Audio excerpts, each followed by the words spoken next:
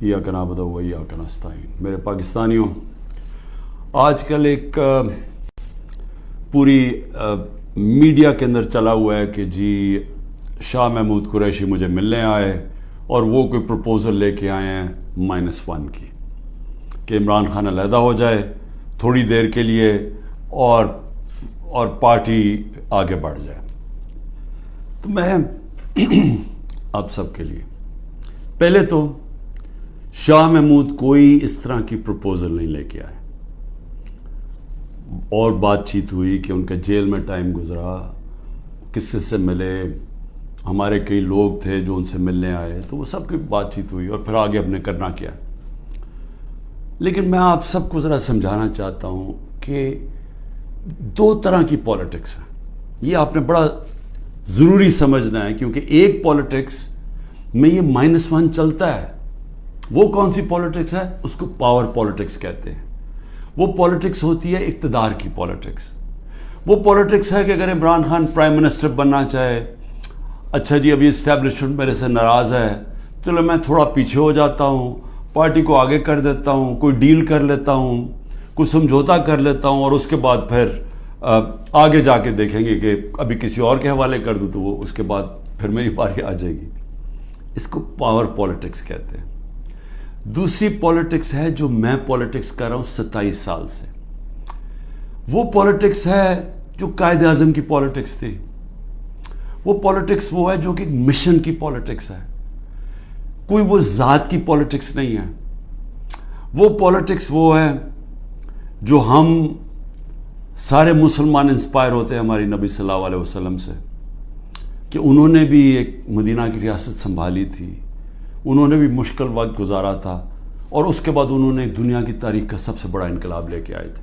اور ہم تو کبھی ان کے اپنا سوچ نہیں سکتے کہ ان کے جوتوں کی مٹی کے قریب بھی ہوں، لیکن قرآن میں ہمیں حکم ہے کہ ان کی زندگی سے سیکھو، ان کی سنت سے سیکھو۔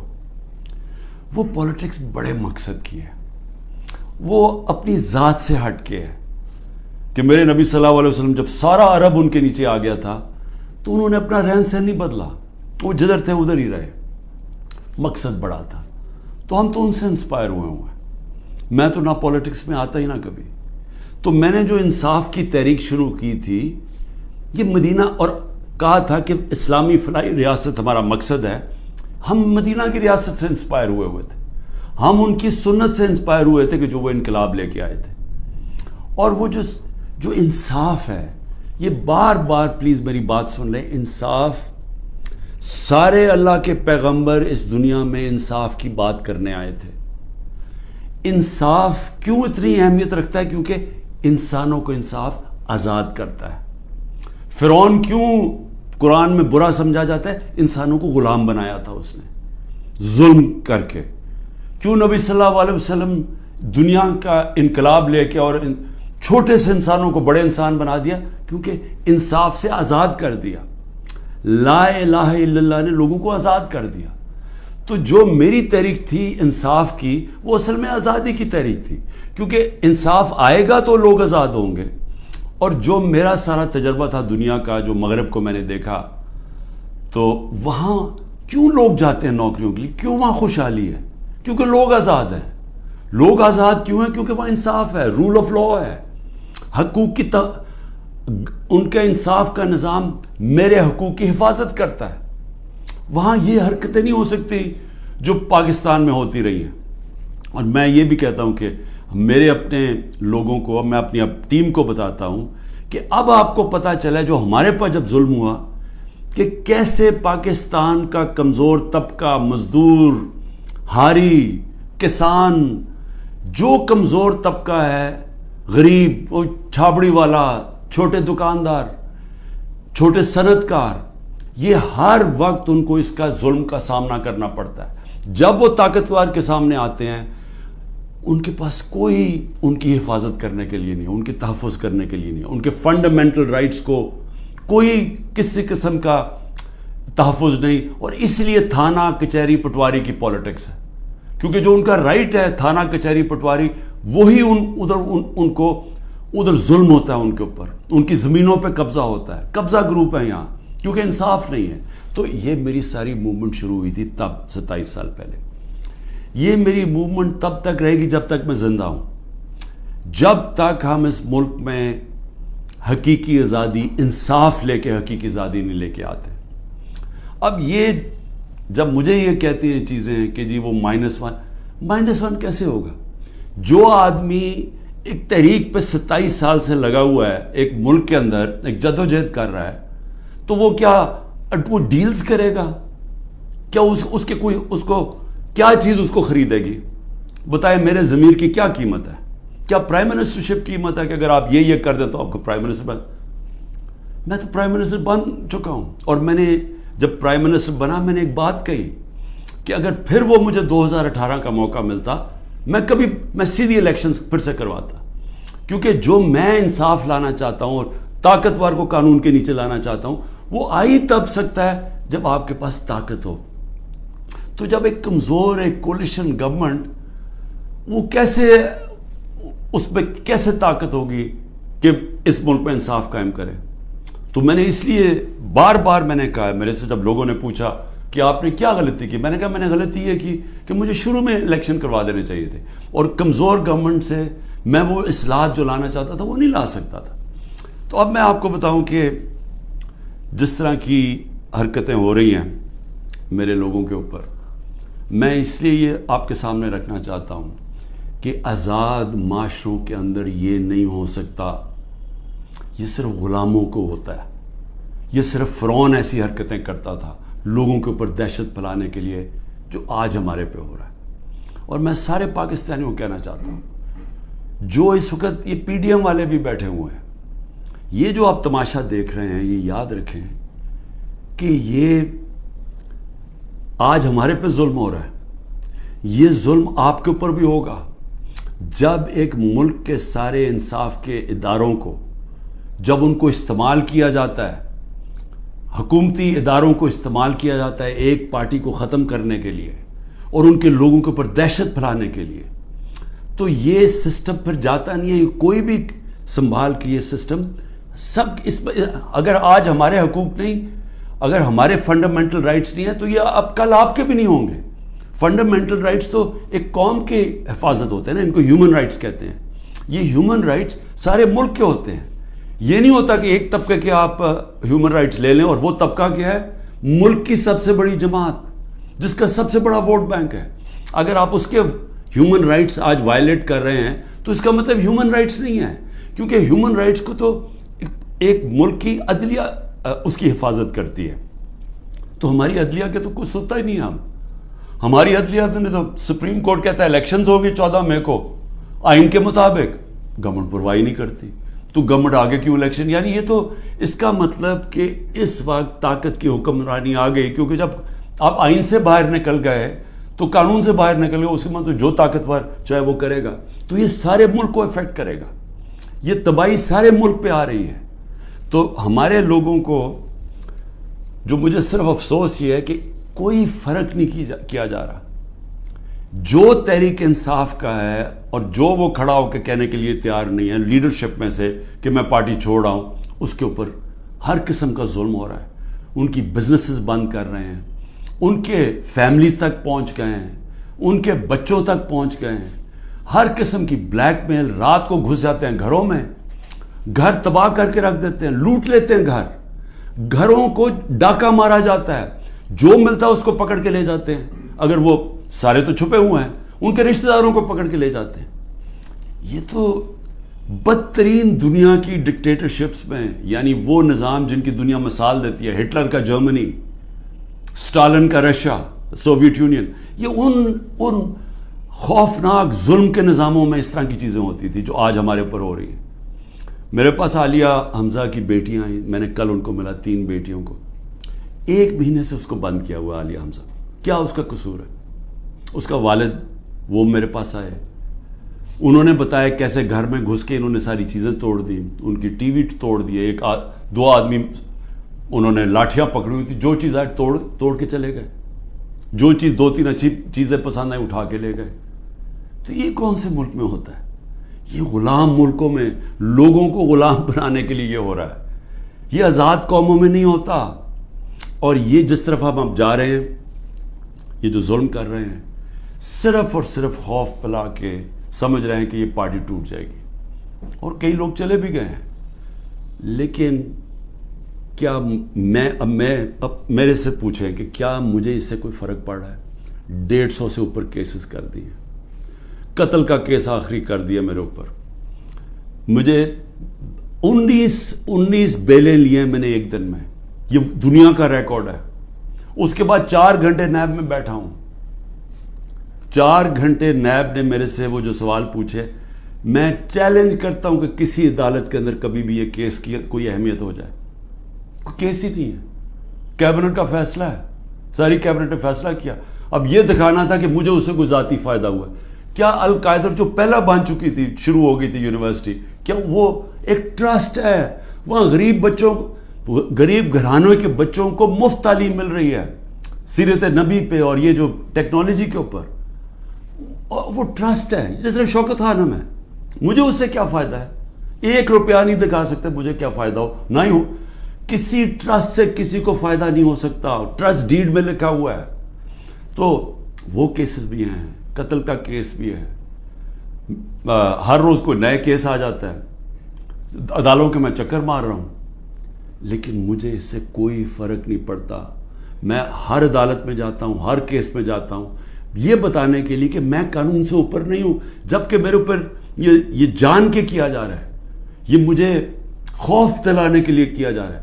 میں یہ آج کہنا چاہتا ہوں کہ یا اس سے یہ سارے کیسز کریں، اور اس کیسز میں کیونکہ کسی عدالت میں کوئی سزا نہیں ہو سکتی، ملٹری کورٹس سیٹ اپ کیے ہیں، اپروور ڈھونڈے جا رہے ہیں جو کہ جی عمران خان نے ہمیں کہا تھا کہ وہ کور کمانڈر کا گھر جلاؤ. یہ کہیں گے، ان میں سے کوئی اپروور آ جائیں گے، مجھے ملٹری کورٹ میں لے جائیں گے، سزا ہو جائے گی. مجھے کوئی فرق نہیں پڑے گا. جو آدمی ایک مشن، جو 22 سال سٹرگل کر کے، جس کے پاس سب کچھ تھا، کوئی ضرورت نہیں تھی 22 سال سٹرگل کرنے کی، اگر وہ آج 27 سال کے بعد اگر کسی کا خیال ہے کہ میں جیل سے ڈر جاؤں گا، یا جو بھی یہ جو 2.5 قاتلانے ہم دو میرے اوپر حملے ہو چکے ہیں قتل کرنے کے لیے، ایک مجھے وقت پہ پتہ چل گیا تو میں نے ٹی وی پہ بتا دیا کہ کیا کرنے جا رہے تھے. تو اس سے کیا فرق پڑے گا؟ جو قاتلانہ حملے سے نہیں ڈرتا تو وہ کس سے اور ڈرے گا؟ لیکن اس سے بھی زیادہ گھٹیا پان میری بہنوں تک پہنچ گئے ہیں. میری بیوی کے اوپر کیس، ٹرسٹی ہو کے اس کا وارنٹ کا، ایک ٹرسٹی کو 1 پیسہ نہیں مل سکتا، کیونکہ وہ سیرت نبی میں بہت ان کی سٹڈی ہے، وہ انٹرسٹڈ تھی القادر یونیورسٹی، وہ ٹرسٹی ہے، اس کے اوپر وارنٹ نکال دیا. میری بہنوں کے اوپر میں صرف یہ بتا رہا ہوں کہ کس لیول پہ پہنچ گئے ہیں. ایک بہن کا بیٹے کے اوپر وارنٹ نکالا ہے، اس کا خنسامہ اٹھا کے لے گئے، وہ بیٹا نہیں تھا. خنسامہ جب واپس آیا، وہ آئی سی یو میں 2 ہفتے سے پڑا ہوا ہے، آئی سی یو کے اندر خنسامہ. اسے پتہ ہے کیا کیا وہاں جیل کے اندر. ایک بہن اس کی بہو کے پاس پہنچ گئے کہ جی آپ کوئی جیو فینسنگ میں آپ کہیں تھی، اس کے پاس پہنچ گئے. ایک بہن اس کی زمین اس کے اوپر اینٹی کرپشن پہنچ گئی ہے. میں نے اپنی بہنوں کو ویسے کہا، میں نے کہا دیکھو ملک سے باہر چلے جاؤ. وہ تینوں کھڑی ہیں، نہیں ہم فیس کریں گے، ہم نہیں جاتے. مجھے کئی دفعہ جی عمران خان آپ ملک سے باہر، میں کیوں ملک سے باہر جاؤں گا؟ یعنی میں نے اگر کوئی کرپشن کی ہوتی تو میں بھی شاید جس طرح یہ بھاگ جاتے ہیں، جب ان کے اوپر اقتدار سے نکلتے ہیں سب باہر بھاگ جاتے ہیں، کیونکہ ان کے کیسز ہوتے ہیں، باہر بھاگتے ہیں کیسز رک جاتے ہیں. میں سارے کیسز فیس کروں گا کیونکہ میں نے کوئی غلط کام نہیں کیا. مجھے پتہ ہے اللہ الحق ہے. یہ خود ہی جب یہ جو کوئٹہ کا مرڈر کیس کیا، یہ خود ہی ذلیل ہو رہے ہیں. اس میں سب کو پتہ ہے، کوئٹہ کے اندر سب کو پتہ ہے کہ ان کی دشمنی تھی. میں پھر آگے آپ کو کہوں، اب آگے کیا راستہ ہے؟ ملک کا راستہ آگے کیا ہے؟ میں جو یہ ان سے بات کرتا ہوں کہ میرے سے بات چیت کرو، کوئی بات چیت نہیں کرتا. میں اپنی اسٹیبلشمنٹ آرمی چیف سے اسے کہتا ہوں کہ بات چیت کرو، کوئی بات چیت کرنے کے لیے تیار نہیں ہے. میں اپنی ذات کے لیے آپ سے بات نہیں کرنا چاہتا. مجھے آپ کچھ نہیں دے سکتے. قوم میرے ساتھ کھڑی ہے، کیا کوئی دے سکتا ہے؟ میں کوئی چور دروازے تو آنا نہیں چاہتا. اگر قوم مجھے ووٹ دے گی میں تیار ہوں، لیکن اگر قوم ووٹ نہیں دے گی تو نہیں. اللہ نے تو سب کچھ میں وہ اللہ نے کا شکر ادا کرتا ہوں ہر وقت کا جو اس نے مجھے دیا. لیکن میں بات کرنا چاہتا ہوں کہ ملک تباہی کی طرف جا رہا ہے. یہ جو بجٹ آیا ہے, اس بجٹ کے اندر ذرا آپ کو سمجھ آ جانا چاہیے کہ ہم اب کدھر ایک دلدل کے اندر دھستے جا رہے ہیں. آپ یہ سوچیں کہ فیڈرل گورنمنٹ جو سارا جب وہ پیسے دے دے گی صوبوں کو, جو 5,000 ارب روپیہ صوبوں کو جب جائے گا, تو فیڈرل گورنمنٹ کے پاس جو پیسہ بچے گا اس سے زیادہ جو ہمارا سود دینا ہے, ہم نے قرضوں کے اوپر سود دینا ہے, وہ سود اس سے زیادہ ہے. 7,300 ارب روپے کا سود دینا ہے. مشکل سے فیڈرل گورنمنٹ کے پاس بچ جائے گا 7,000 ارب سے بھی کم, تو سارا پھر ملک قرضوں پہ چلے گا. ہم نے 3.5 سال میں 18,000 ارب 18,400 ارب قرضہ لیا تھا. 18,400 ارب قرضہ 3.5 سالوں میں. انہوں نے تقریباً 15,000 ارب قرضہ ایک سال میں لے لیا. تو یہ قرضے چڑھائے جا رہے ہیں, انڈسٹری بند ہو رہی ہے. گروتھ ریٹ جو تھی جس سے دولت میں اضافہ ہوتا ہے وہ 6.1% سال پہلے تھی, آج وہ پہنچ گئی ہے 0.3 پہ. تو جو دولت ہے اس کے اندر تو کمی ہو رہی ہے, قرضے بڑھتے جا رہے ہیں. ڈالر کدھر سے آئیں گے؟ انہوں نے 25-30 ارب ڈالر ایک سال کے اندر دینے ہیں, وہ کدھر سے آئیں گے؟ تو میں آج اس لیے یہ سوال پوچھ رہا ہوں کہ کوئی تو روڈ میپ ہوگا نا. ابھی تو روڈ میپ یہ ہے کہ کسی نہ کسی طرح عمران خان کو ختم کرو, اور اگر P T I Imran Khan سے تو اس کو ختم کرو. تو ابھی تو یہ ون پوائنٹ ایجنڈا, ساری ایجنسیز, سب کچھ, سارے ملک کے ادارے وہ اسی پہ لگے ہوئے ہیں کام کر رہے ہیں. لیکن میں سوال کچھ اور پوچھ رہا ہوں. میں یہ نہیں کہہ رہا کہ کریں, ہم کھڑے ہیں. اس میں سے ایک آپ یہ کرم کر رہے ہیں کہ میرے جو نظریاتی لوگ ہیں وہ نظر آنا شروع ہو گئے ہیں کہ وہ نظریاتی لوگ کون ہیں, اور وہ نظر آنا شروع ہو گئے کہ جو ہمارے ساتھ اور مقصد کے لیے آئے تھے, نظریے کے لیے نہیں آئے تھے.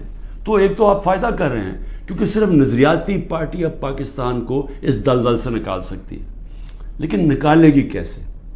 میری آخر میں بات سن لیں, ایک ہی طرح ہم نکلیں گے. ہمیں کوئی اب باہر سے پیسے دینے کے لیے تیار نہیں ہے. ہمارے جو دوست ملک ہیں وہ بھی پیسے دینے کے لیے نہیں تیار.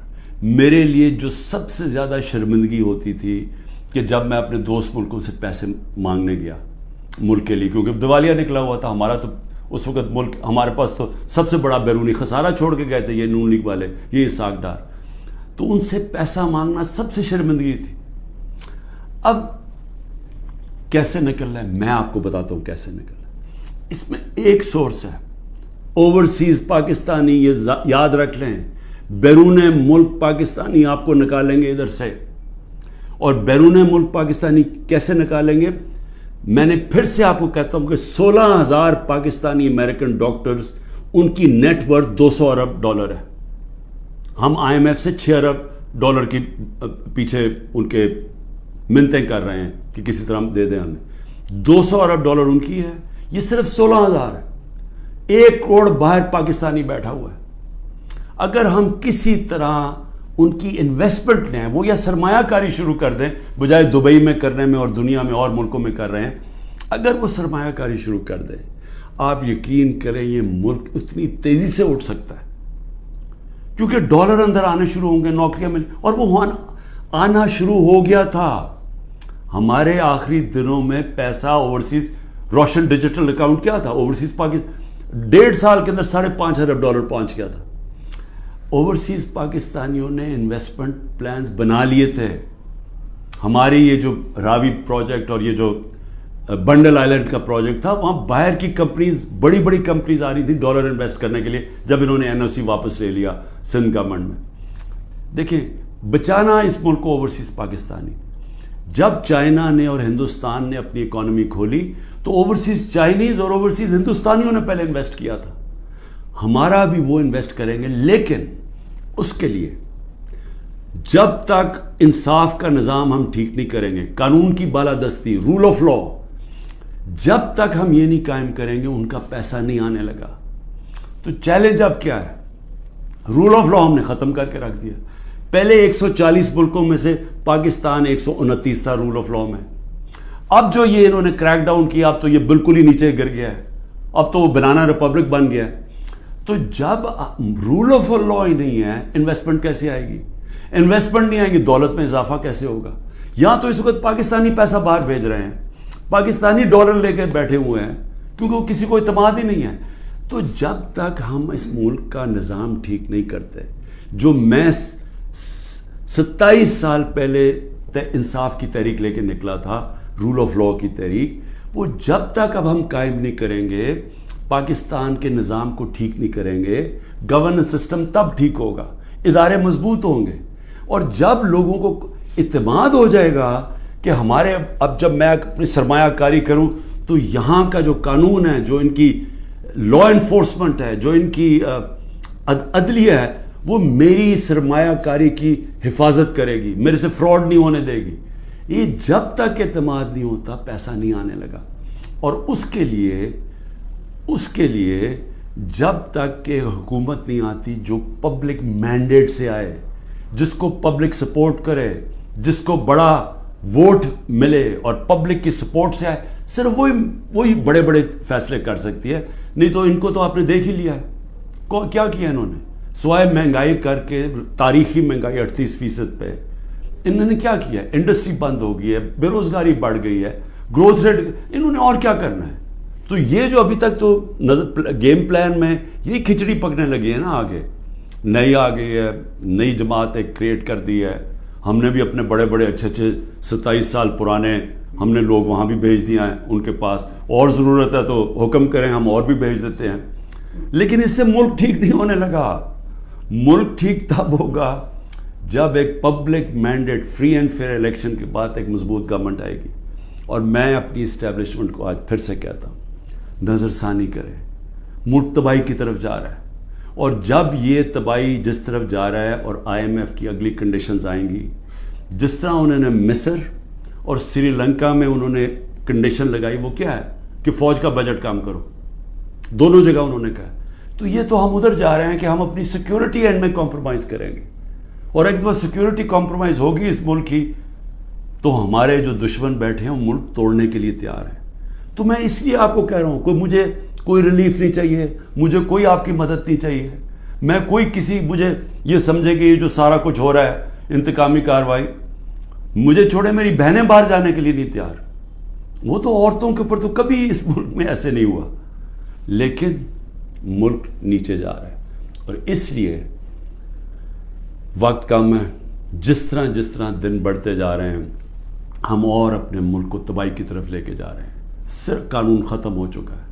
کسی کو اس وقت, پھر سے میں کہتا ہوں, جب عدلیہ اپنے فیصلے نہیں کروا سکتی, جب آئین کی کوئی پرواہ نہیں کر رہا, جب پولیس کھلے عام گھروں میں گھس کے لوگوں کے گھر لوٹ رہی ہے اور اٹھا کے لے کے لوگوں کو جا رہی ہے, کلیکٹو پنشمنٹ دے رہی ہے, تو اس ملک میں تو اب باہر کے لوگ کیا سوچ رہے ہوں گے؟ بتائیں نا, بیرون ملک پاکستانی جو آپ کا بڑا اثاثہ ہے, وہ کیا سوچ رہا ہوگا؟